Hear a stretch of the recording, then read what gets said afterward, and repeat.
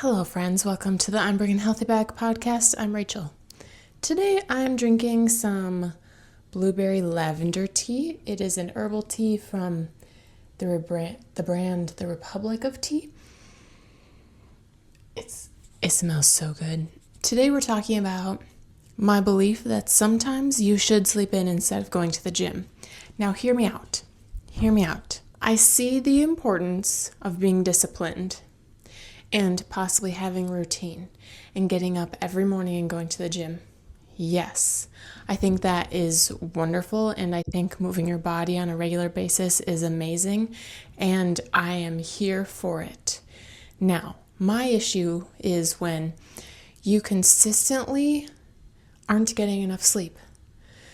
Sleep is, I think, maybe it's just the algorithm as it's advertised to me about people realizing the importance of sleep, but I think sleep is like the underrated part. If there might be more points to this, but if you can put wellness into 3 categories, just for now, you have a little triangle.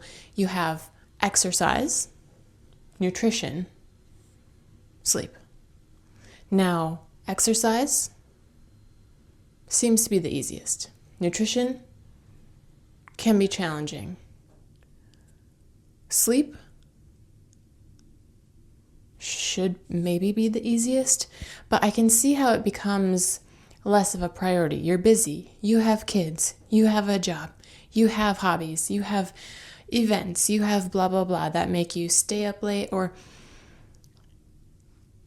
I understand.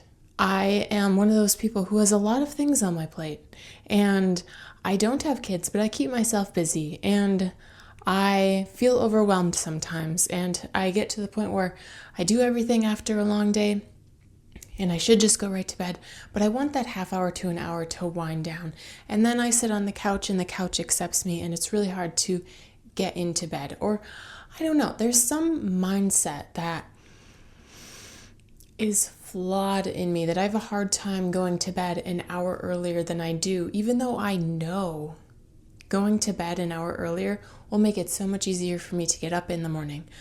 But this isn't just about like feeling energized when you wake up, getting enough sleep. The fact is, and I am no expert here, you can do your own research on it, sleep is so important to both your mental and your physical health. Just like eating well and exercising can be really good for your mental health, so can getting enough sleep. I have a history with disordered eating, if you're new here. And so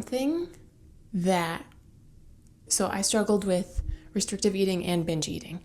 Binge eating, for me, I struggled the most in the evenings, and there are many different reasons that people binge eat. There are different reasons that people struggle with their relationship with food, and there's an acronym that may or may not lump all of the reasons together why people binge eat. It's HALT, H-A-L-T. It stands for hungry, angry, lonely, or tired. And believe it or not, well, you should believe it, food is energy. So sometimes when we are tired, our body cues us to eat something because it's like, oh, you're not going to bed. Well, I need energy. So whether or not your body physically needs it to perform its basic metabolic functions, it may steer you toward getting something to eat because you are tired. So that's one area. Not getting enough sleep can affect your eating habits. Then, not getting enough sleep. I know when I stay up too late, and maybe if you can't fall asleep, sometimes your mind goes into a spiral. And I don't know, something about the evening, late at night, if you're not sleeping and you're not actively doing something, you're just kind of being unproductive, maybe lounging around, it gets kind of depressing. So that's another good reason to go to bed. And I understand that's not everyone's case. Not everyone is struggling with an eating disorder. Not everyone is struggling with depression, whether it's clinical or not. But sleep, getting enough sleep can definitely help in those two arenas. Thirdly, getting enough sleep is important to healing your body and rebuilding your body, and especially if you're in the gym, helping to rebuild the muscles that you tore in the gym. Yes, your nutrition is important, but getting your sleep, I don't know all the science behind it. I just have heard, and you can look up the research yourself. I'm just pointing you in the right direction. It's super important to get enough sleep. And if you don't get enough sleep, if that pattern just keeps repeating, some people are almost machines. They're not, because everyone has a soul. But some people just go, can really truly operate on not a lot of sleep. I understand some people have a hard time sleeping, period, no matter what time they go to bed in the evening or try to sleep in the morning. I know some people struggle with that. But for the rest of us who know they need more sleep, if you try to grind day in and day out, it's eventually going to catch up with you in some sort of way, in your mood, in your health. And I mean like getting colds, little things like that. And then if you don't take care of your body will force you into taking care of it. And so prioritize sleep. You know you feel better when you get enough sleep.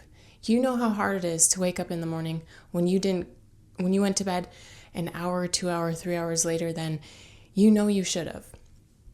Now, like I said, some things are out of our control, but do everything you can to control it. And I know that comes with like planning and discipline and trial and error of like reprioritizing the other things in your life, reorganizing, rescheduling.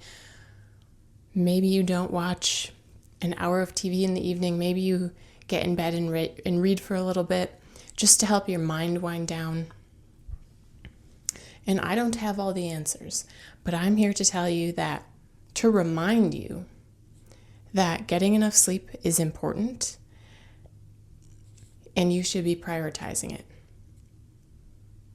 If anyone is listening, especially on YouTube, and you have, there's a lot of good podcasts on sleep. I know Andrew Huberman had someone on his podcast talking about sleep and the effects of not getting enough sleep and getting enough sleep. And I will link that down below in either the show notes or the description, wherever you may be listening.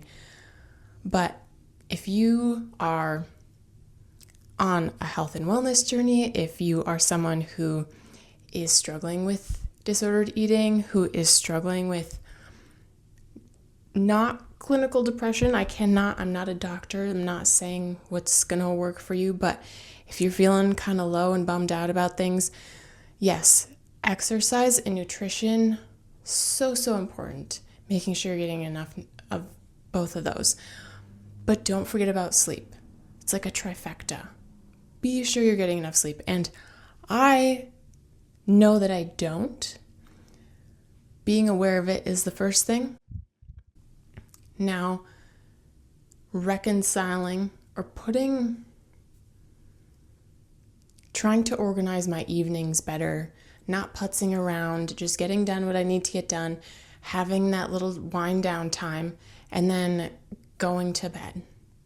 And this is leading me to think about sleep hygiene, which I don't know a whole lot about, but turning your screens off early, not sleeping with your phone by you, making sure you're limiting the amount of light in your room, making sure you're not too hot. I know taking a warm shower before bed helps me fall asleep because then my body's warm. It's not like shivering for the first 30 minutes trying to warm up my bed. So if you have podcasts or resources about the benefits of getting enough sleep, the repercussions of not getting enough sleep, or anything to do with sleep hygiene, what helps you, put those down below in the comments if you're watching on YouTube. And if you guys want to hear more podcasts from me, be sure to follow if you're listening, or subscribe on YouTube. And thank you so much for being here today.